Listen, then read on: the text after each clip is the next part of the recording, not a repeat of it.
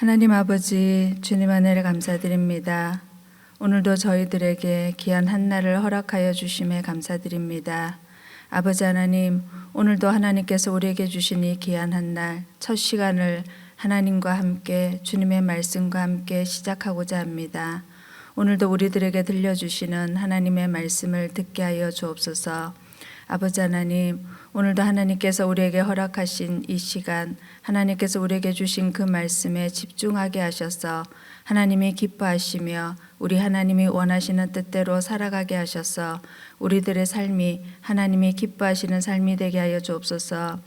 하나님께서는 자기 백성들의 부르짖는 소리에 외면하지 아니하시며 그 소리를 들으시고 그 소리에 응답하십니다. 하나님, 우리의 상황을, 우리의 사정을 하나님께 아뢰게 하시고 우리 하나님의 뜻대로 우리들의 삶에 개입해 주시기를 원합니다. 오늘도 하나님 말씀 앞에 무릎을 꿇어오니 우리 주님 우리에게 말씀하여 주시고 그 말씀 속에서 하나님의 인도를 받으며 한 걸음 한 걸음 걸어가게 하옵소서. 예수님 이름으로 기도드립니다. 아멘. 오늘 하나님께서 우리에게 주신 말씀은 출애굽기 2장 11절에서 25절입니다.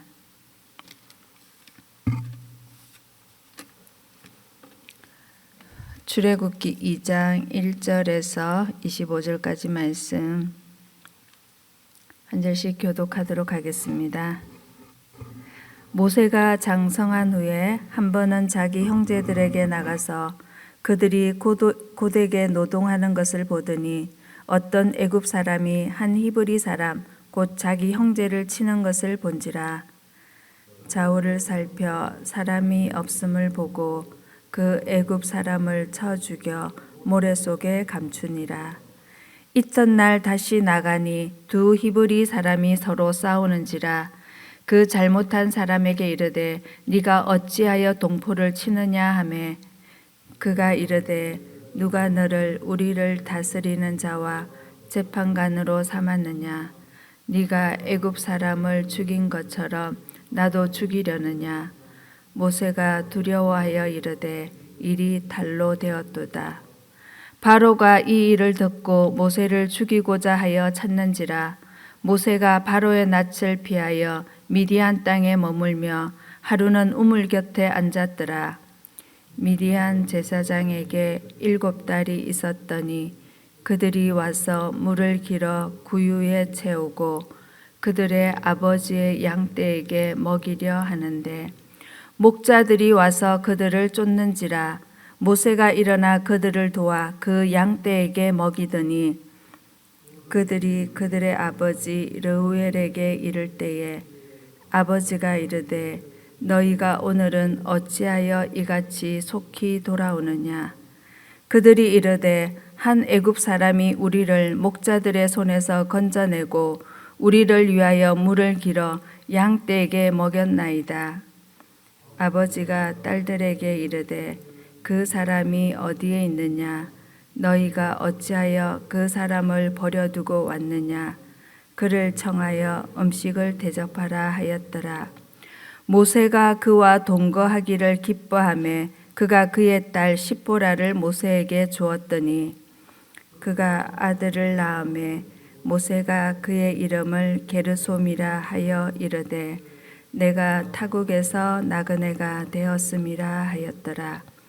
여러 해 후에 애굽 왕은 죽었고 이스라엘 자손은 고된 노동으로 말미암아 탄식하며 부르짖으니 그 고된 노동으로 말미암아 부르짖는 소리가 하나님께 상달된지라.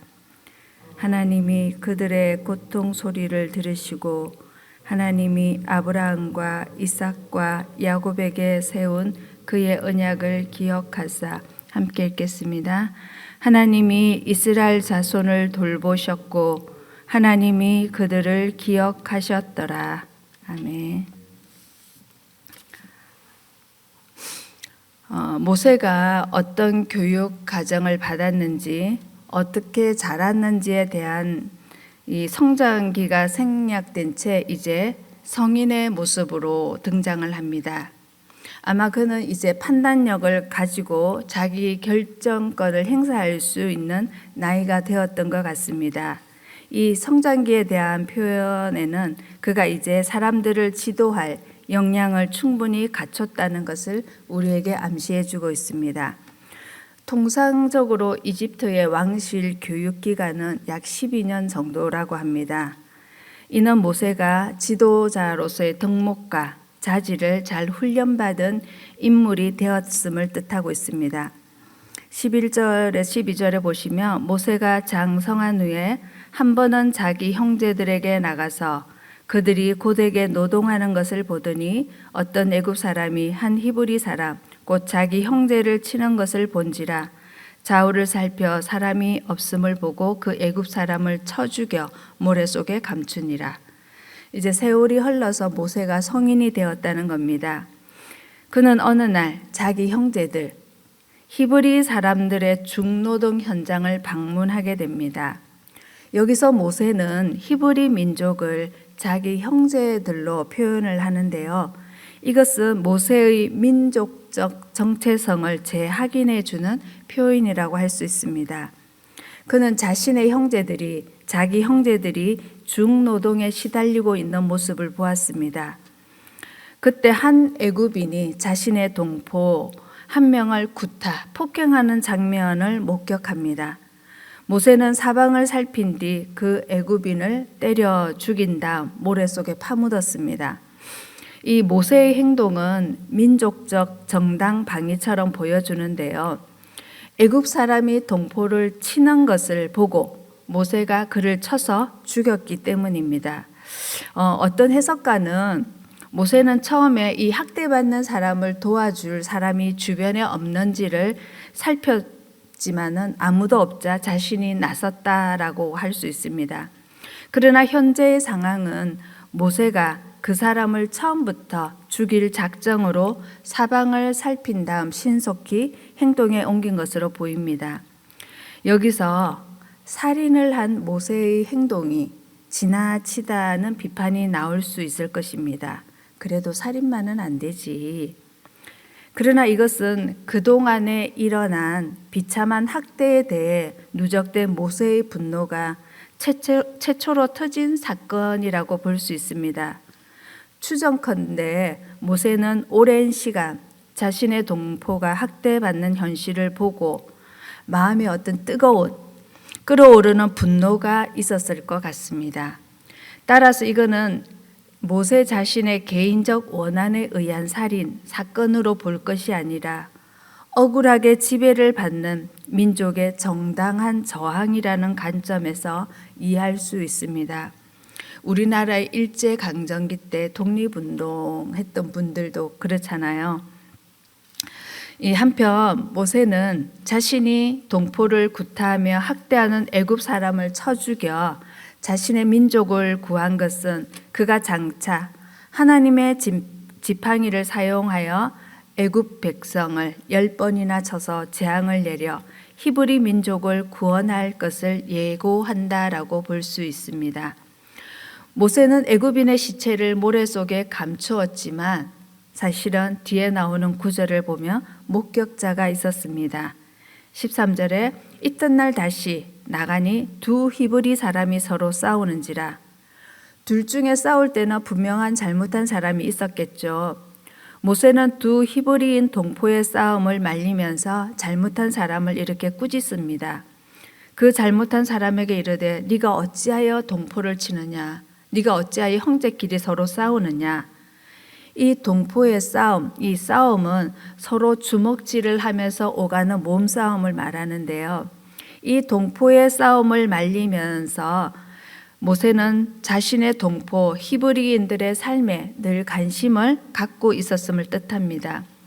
모세는 형제들에게 자신은 히브리 민족과 하나라고 생각하고 행동했지만 형제들은 서로 하나됨이 없었고 어떤 이유인지는 모르겠지만 이들은 서로 싸웠습니다. 이때 그 히브리인은 오히려 모세에게 대들면서 이렇게 말합니다. 누가 너를 우리를 다스리는 자와 재판관으로 삼았느냐? 네가 애굽 사람을 죽인 것처럼 나도 죽이려느냐? 이 모세가 애굽 사람을 죽이는 현장을 목격했다는 겁니다.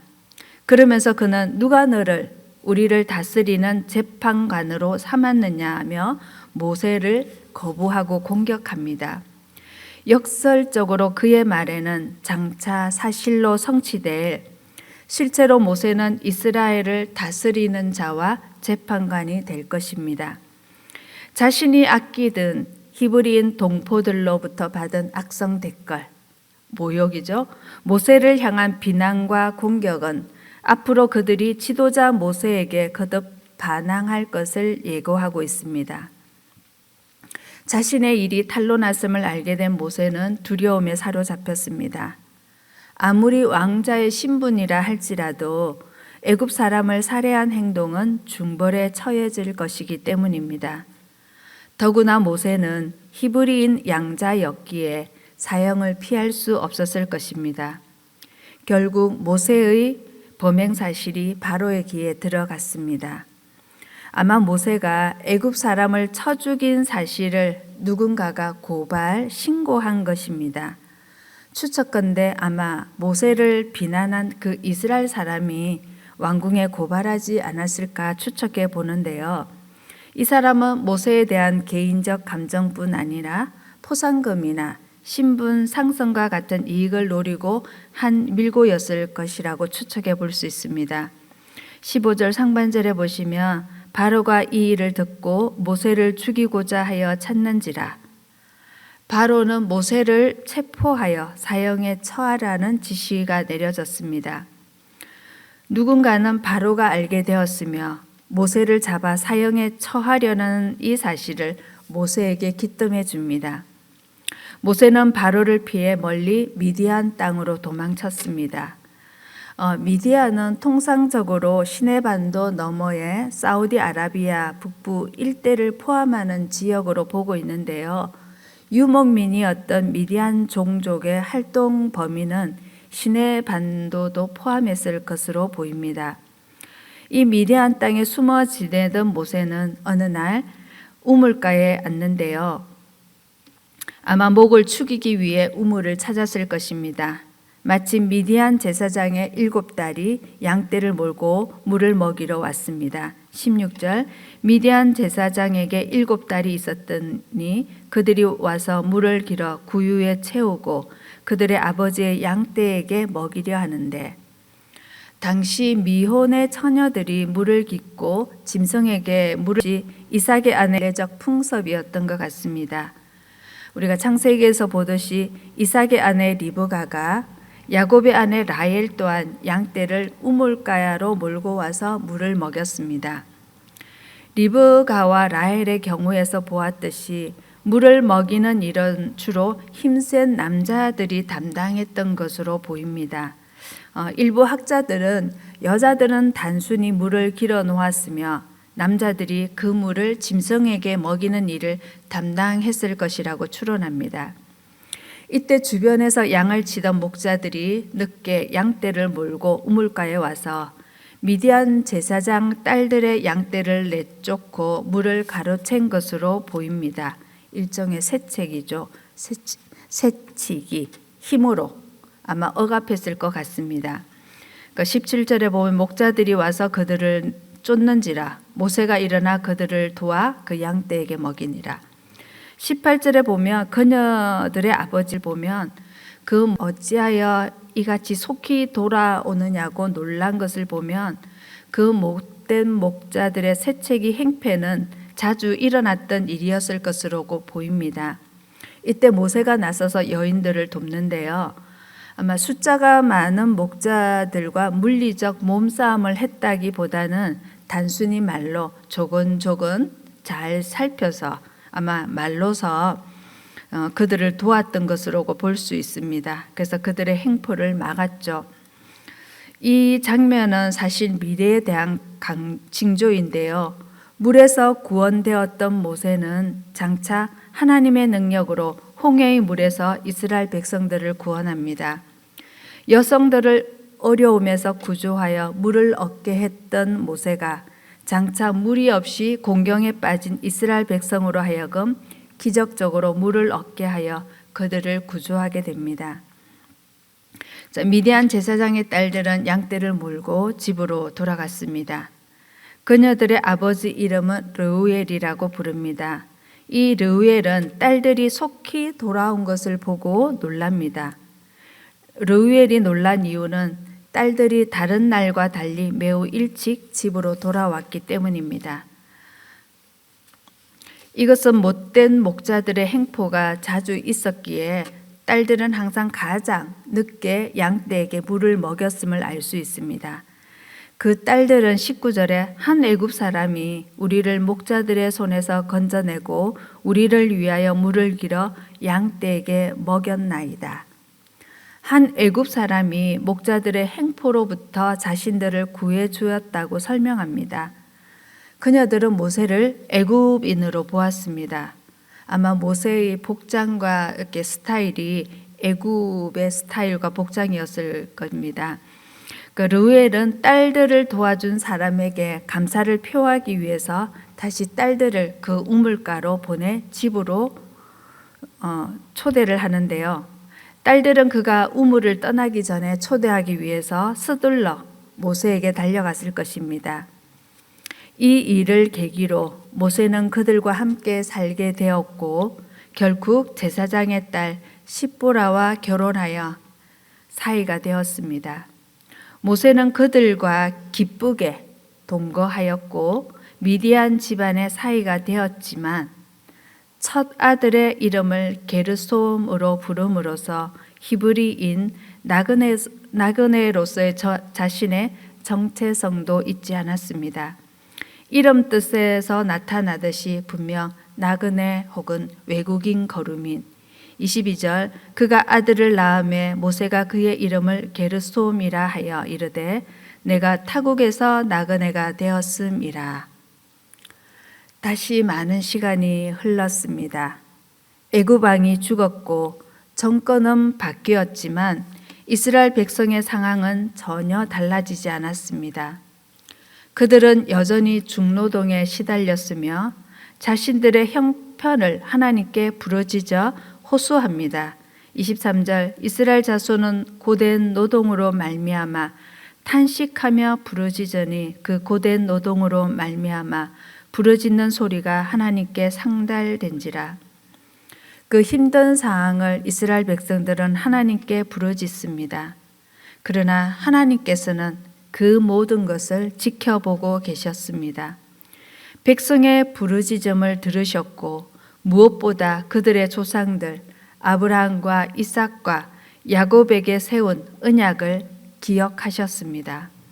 하나님은 그 기억을 잊고 계셨던 것은 아니십니다. 하나님은 항상 하나님께서 하신 그 약속을 기억하고 계셨고 이스라엘 백성들의 그 때가 될 때 하나님은 그들을 구출해 내실 것입니다. 24절과 25절 고통 소리를 들으시고 한번 읽어보겠습니다. 하나님이 그들의 고통 소리를 들으시고 하나님이 아브라함과 이삭과 야곱에게 세운 그의 언약을 기억하사 하나님이 이스라엘 자손을 돌보셨고 하나님이 그들을 기억하셨더라. 하나님이 들으시고 하나님이 기억하시고 하나님이 돌보셨고 하나님이 기억하셨더라. 하나님은 그들을 돌보시고 그들의 형편을 아셨습니다. 여기서 백성과 하나님 편에서 사용되는 동사가 크게 대조됩니다. 백성들은 고된 노동으로 부르짖습니다. 백성들은 고된 노동 속에서 탄식하며 부르짖는 소리로 하나님께 호소합니다. 하나님은 그들의 소리를 들으시고 기억하셨습니다. 아브라함과 이삭과 야곱에게 세운 언약을 기억하셨습니다. 그리고 그들을 돌보셨다고 하십니다. 이 돌보셨다는 것은 하나님이 보셨다는 뜻입니다. 그리고 그들을 기억하셨더라, 그들을 아셨다라고 합니다. 하나님께서 그들을 바라보시며 현재의 상황을 정확히 알고 계십니다. 하나님 또한 그 이스라엘 백성들의 상황을 아시듯이 우리의 상황도 잘 알고 계십니다.